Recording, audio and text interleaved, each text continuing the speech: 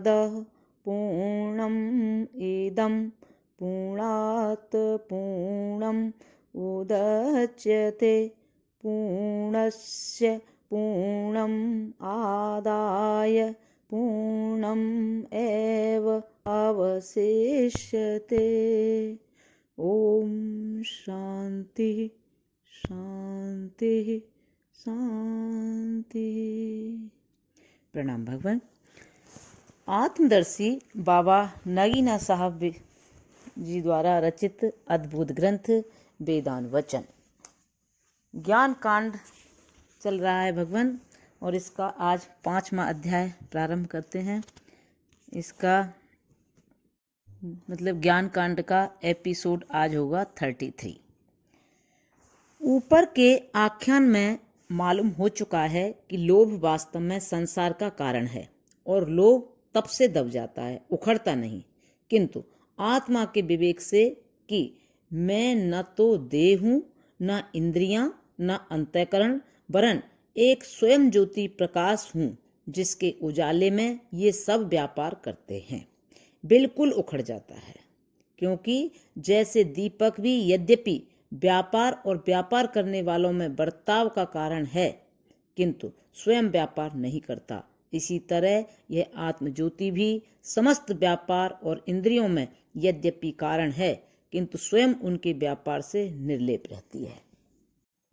यही विवेक जब पक्का होता है तो ऐसे ज्ञानी परमहंस से जो कुछ कार्य हो जाते हैं उन्हें वह अपने कामों और इंद्रियों में देखता है, अपने में नहीं पाता। यद्यपि उसके कार्य दूसरों को उसी के कार्य में दिखाई देते हैं और यह उसी प्रकार का भ्रम होता है जैसा कि दूसरों को बादलों की चाल यानी चंद्रमा में मालूम देती हैं, परंतु चंद्रमा अपने में वह चाल नहीं देखता। इसी तरह ज्ञानी परमहंस का भी हाल है कि वह पाप नहीं करता वरन पापियों की तरह दिखाई देता है। वह पुण्य नहीं करता वरन पुण्य आत्माओं की तरह दिखाई देता है। वह तो अकर्ता अभोक्ता है, किंतु सब कुछ कर्ता भोक्ता समझा जाता है। वह जो उसमें पाप देखते हैं वास्तव में दूसरे के पापों से उसे पापी ठहराते हैं। वह जो उसमें पुण्य का भान करते हैं वास्तव में दूसरों के पुण्यों से उसे पुण्यवान पाते हैं। इस तरह अपने से भिन्न के पापों और पुण्यों से पापी और पुण्यवान होता है, क्योंकि पाप तो उसके अंग और इंद्रियों में हैं, उसमें नहीं। ऐसे ही पुण्यकार उसके अंग और इंद्रियों में हैं, उसमें नहीं। इसी कारण श्रुति भगवती कहती है कि आत्मा धर्म अधर्म दोनों से पृथक है। जब यह ज्ञात हुआ कि आत्मा असंग या धर्म अधर्म से अलग है और अनात्म देह और इंद्रियों से कर्म जो उससे पृथक हैं उसमें कल्पित होते हैं, तो वो यह न्याय है कि दूसरों के पापों से कोई दंड नहीं पाता है और दूसरों के पुण्यों से कोई पुरस्कार नहीं पाता है। इसलिए आत्मनिष्ठ परमहंस दंड और पुरस्कार इन दोनों से परे है और यही वास्तव में मुक्ति है और यही जीवन मुक्ति है। फिर लोभ, क्रोध, काम, पवित्रता, वीरता, यहाँ तक कि आध्यात्मिक उत्कर्ष और अपकर्ष सब मन या अंतःकरण की दशाएं और उसी के धर्म हैं, आत्मा के नहीं। और वह तो मन से अलग उसी में प्रतिबिंबित स्वयं ज्योति प्रकाशों का प्रकाश है, जिसके उजाले में मन इन अवस्थाओं से बर्ताव करता है।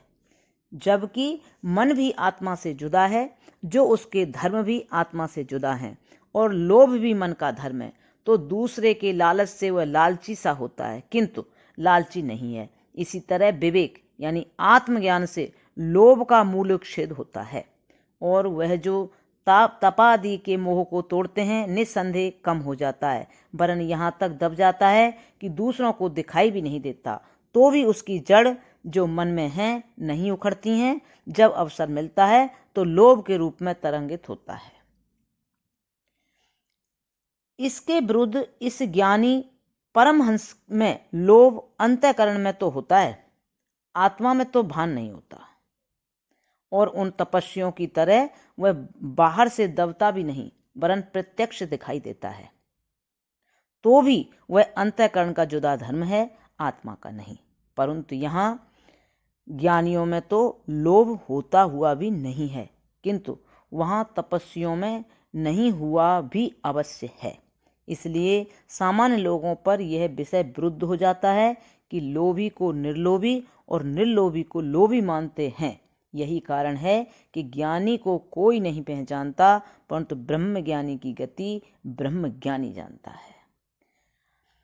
अनजान मनुष्य उसको जो प्रयत्न करने से लोभ दबा लेता है अच्छा और मुक्त समझते हैं और उसकी सेवा और शुश्रूषा में लगे रहते हैं, किंतु ज्ञानी में लोभ पाते उसे लालची समझकर ढकेल देते हैं।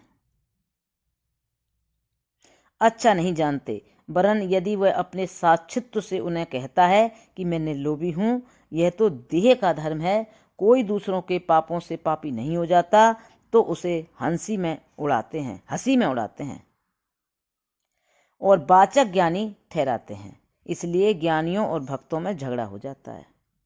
यदि भाषा जानने वाला विचार करे तो जान सकता है कि उनका झगड़ा इस प्रकार का है कि जैसे एक स्फटिक मणि का गिलास यदि लाल मदिरा से भरा हो तो गिलास भी लाल सा दिखाई देता है, और अनजान और ज्ञानवान का झगड़ा भी होता जाता है।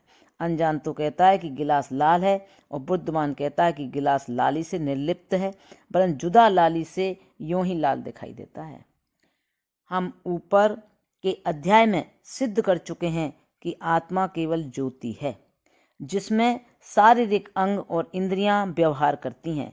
यद्यपि उनका व्यवहार आत्मज्योति के बिना नहीं हो सकता, तो भी वह ज्योति उनके व्यवहार में सम्मिलित नहीं हो जाती, वरन जिस तरह संसार का व्यापार सूर्य या दीपक के प्रकाश में होता है, तो भी सूर्य या दीपक उसका कर्ता नहीं हो जाता।